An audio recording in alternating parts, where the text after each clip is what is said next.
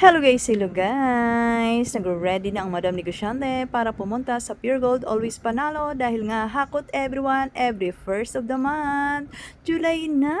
Welcome July! Goodbye June! At syempre, hindi mawawala ang ating OOTD for today. Kung gusto niyan, i-check out nyo na lang dyan sa comment section. Ilalagay ko na lang ang basket. Kaya mag-check out ka na, pandagdag din sa aking mga bayarin.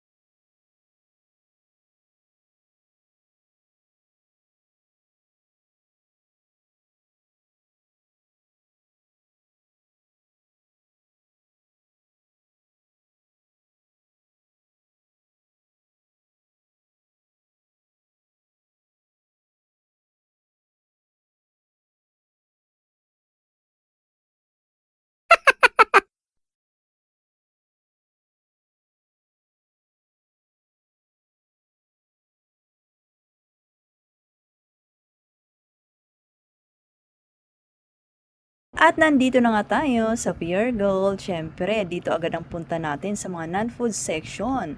Dadamihan natin ng Ariel.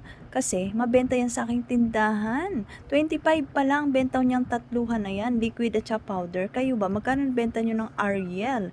Talagang kailangan natin i-check ngayon ang ating resibo. Time to time kasi ang dami nagmamahalan. Sana all na lang talagang minamahal. Siyempre, hindi rin pahuhuli si Surf. Mabenta din yan sa aking tindahan. 9 pesos na pala ang benta ko dyan sa Surf powder na yan.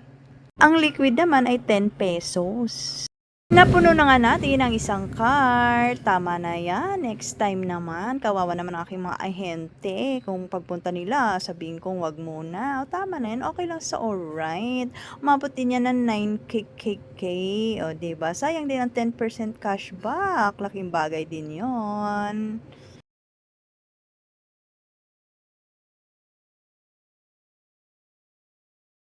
I'm done with my hakot everyone. Umabot din tayo ng 9k, kaya yung 10% cashback natin doon is more or less 900 pesos. Not bad, diba? Kaya, lagi yung tatandaan, every first of the month, hakot everyone dito sa Pure Gold Always Panalo. O siya, balik Rose siyang Minimart na me. Bye! Thank you for watching! Duty na! Pero syempre, TikTok is live! Tik tigidik tigidik tigidong tigidik tigidong tigidik tigidong tigidik tigidong dong dong.